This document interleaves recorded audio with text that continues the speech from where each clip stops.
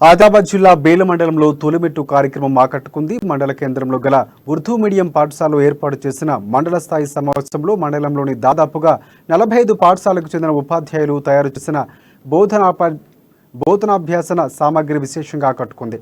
ఈ కార్యక్రమానికి బేల మండల బీఆర్ఎస్ నాయకులు, ప్రజాప్రతినిధులు తిలకించారు. ఉపాధ్యాయులు తయారు చేసిన టీఎల్ఎం గురించి వివరించారు.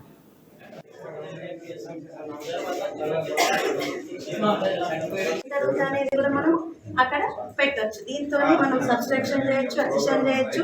ఎక్కువ